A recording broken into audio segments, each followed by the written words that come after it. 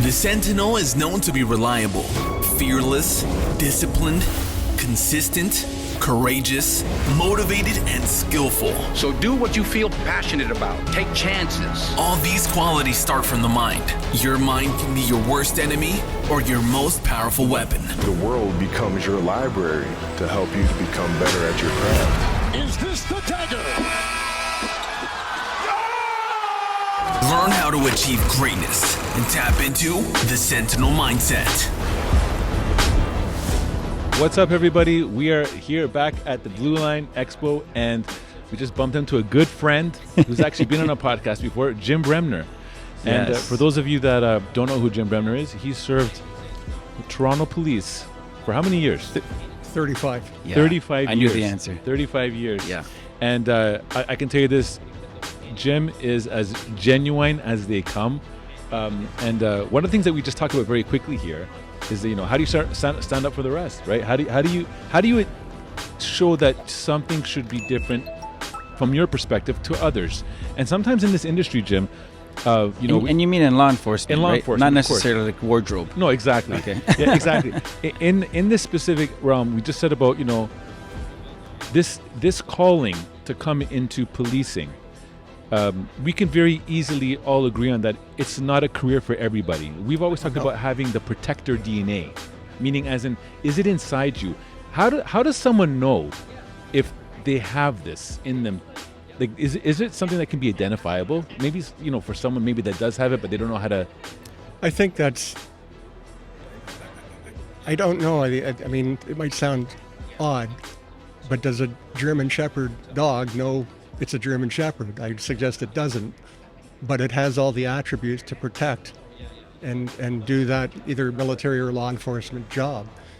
And where I think, human resources does a great job in selection process and background checks and everything else.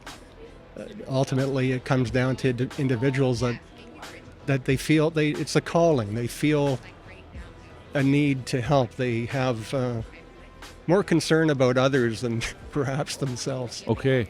Right? Yeah, absolutely. And I think that in terms of what makes an outstanding police officer is clearly there are people that on the job that they're just have a little more to give, a little more. They go that extra mile. They take time. They're concerned about people when they ask a question, when they it's a very simple thing. Somebody comes to the front desk and you stand up and walk over and greet them.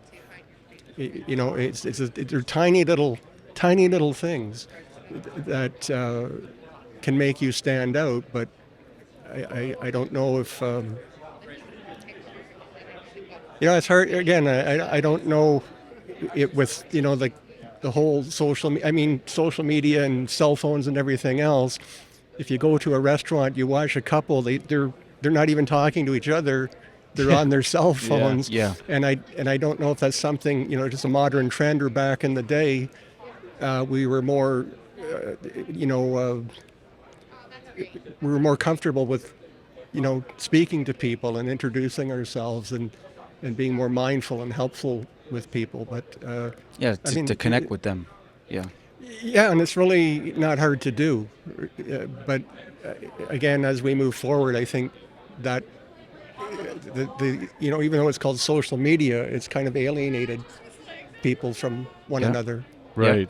Yeah. I think what's amazing, Jim, what you just said, I don't think the average person thinks what you just described is inherent to being really good police. Even considers it.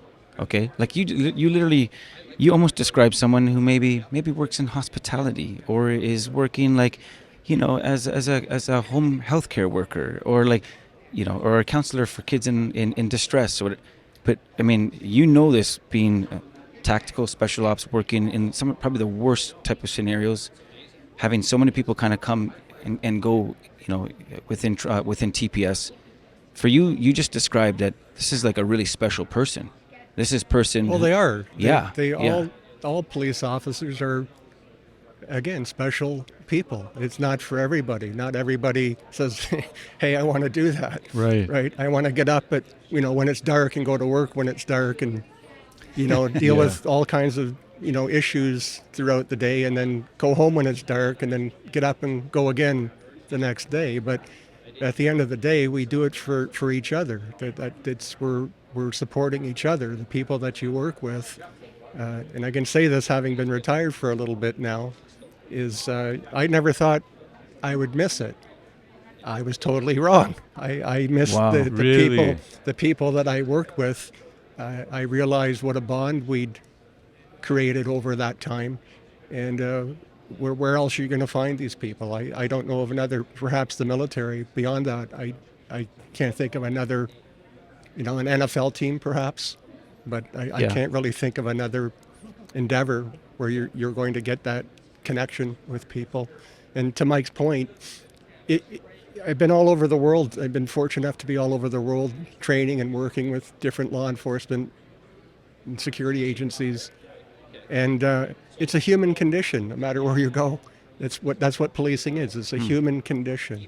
So if you can't, again, basically relate to people, it's not the job for you. It's going to be a difficult job because everybody transmits and receives on a different frequency, right? So I have to figure out what this person's transmitting and then try and engage them on that same frequency. And if you don't have that flexibility, you're going to find it difficult. Yeah. Wow. Well, That's really okay. good. I mean, Yeah. thank you for sharing that. I think Yeah. it's really important what you shared because it's funny with social media and media as a whole. They have a power to paint a picture about anyone, any group of people, and it becomes whether it's false or true, it doesn't even matter. If it's the majority and if it sounds like it's pretty accurate, if you could say like no, look at 1 + 1 = 3 here, and most people will be like, yeah, you're right, because no one's really stopping to consider. What I love about what you just shared is from your perspective, from the inside, where it really mattered to the point where you're like, I miss it because there's a camaraderie, there's a bond. In order to police in the best way, you have to do it with a team. You have to do it trusting the person to your right and to your left. It's not just like, hey, yeah, we manage an account for Coca-Cola, high five, we made a lot of money. Okay, there's a deeper calling for it. There's something really special about it. And I think what you just shared there, we're trying to do our part to try to spotlight that the general public needs amazing people to be doing policing.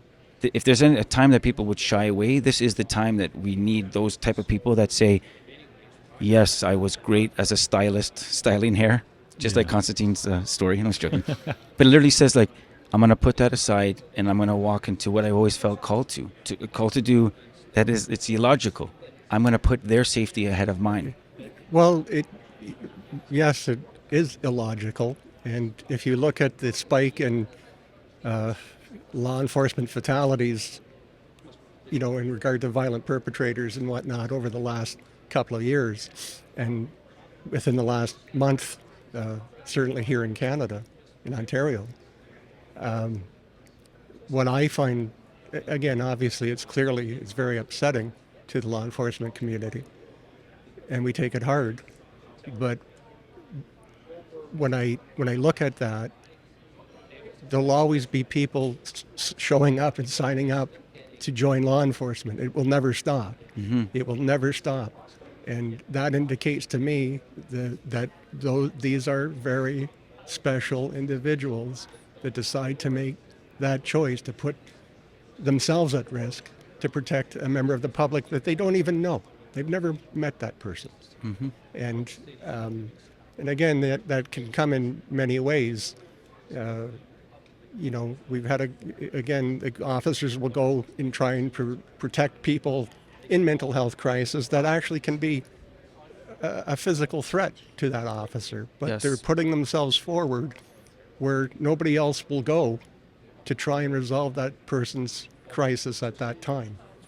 So again, I don't really have an answer. These are more observations on my part. No, but I think that's amazing. I'll tell you why. Because I'll tell you this. One would say, Constantine, you're a leader in your organization.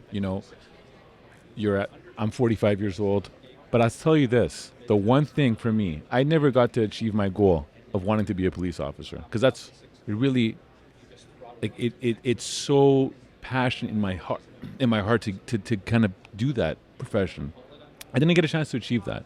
However, hearing you talk, it still has not died. And I've actually told my wife, I go, I think I maybe want to, look, I may not be able to do it right now because I'm so deep into my organization, but maybe I want to get into auxiliary, at least so I can do something. And she's like, come on, I don't even get to see you half the time right now because you're always doing, now you're going to ask something else. But the goal, but what I wanted to say here too, what your point was, is that, when I ask you first, how do you know? I mean, if it's something that's bubbling inside you where you really want to help others and you want to do that through policing as an example, this is an indicator where you can have to sometimes just tap into your inside. Do you, first of all, want to serve others? If you don't have that inside you, this might not be the profession for you. Agreed. And I think that's where people have to really ask themselves, because I think a lot of people, Jim, are coming into this profession not knowing what this profession is and what is required from them. Well, perhaps, law enforcement doesn't sell itself very well in that regard. Right. Perhaps we, in recruiting, we have to be a little more honest. Yeah. Maybe ride-alongs, maybe just getting to know somebody like myself or whatever, to get people to understand that there is a commitment and sacrifice of time. I've been lucky enough to be married for 41 years. Wow. And people say, well, how's that possible? And jokingly, I said, well, I've only been home for 15. So, and I think these are a lot of things that people on the outside don't understand. If you're in a relationship and it's not strong and you decide you want to be a police officer, it's not going to help, right? It's not going to help that relationship. And because, again, there's so many challenges, physically, emotionally, time away from home, not seeing, kids graduate, it goes on and on, right? Yes. And so if you don't, again, you might visualize, I'd like to do that. And sure, it's a pretty good paycheck and benefits and everything else. But it's a lot of work emotionally and on everybody's part, your kid's part, your spouse, your family, yourself, and in regard to you not reaching your goal, I haven't reached mine of being a musician. So everybody has, a thing that they had in mind. Right. Word on the street is that this Jimmy is like Jimi Hendrix on the guitar. So that's true. I wouldn't go that far, but my point again, I'm probably like the least cop-like cop that you could talk to, like what you would not anticipate when you're talking to a cop. But with that said, you'd be surprised at how many police officers have such so many different endeavors that they're into. They're musicians, they're woodworkers, they're community workers, they're involved in all kinds of scouts, hockey, right. Coaching. They have so many different things that they're involved in, but their biggest commitment is to the community and just making sure everybody's getting along and being safe. That's.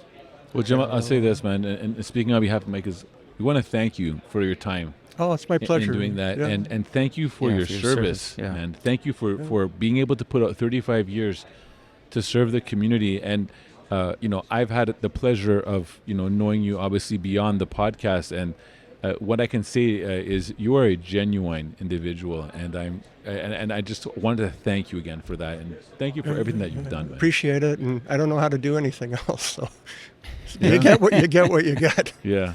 Well, listen, man, I'm excited for Jim. Even though policing careers ended, I also think that a lot of stuff that you're involved with right now is chapter 2, if you want to call it. Let's hope so. Yeah, exactly. Yeah. Amazing. It's not a sprint, it's a marathon. That's it, man. Right? That's it. All right. Well, ladies and gentlemen, Jim Bremner, thank you so much for your time. My pleasure. Thank All right, you. awesome, guys. Amazing. Take care. Amazing words, Jim. Amazing. This podcast is brought to you by Executive Protection Lifestyle Canada. Make sure to drop by next week and don't forget to subscribe.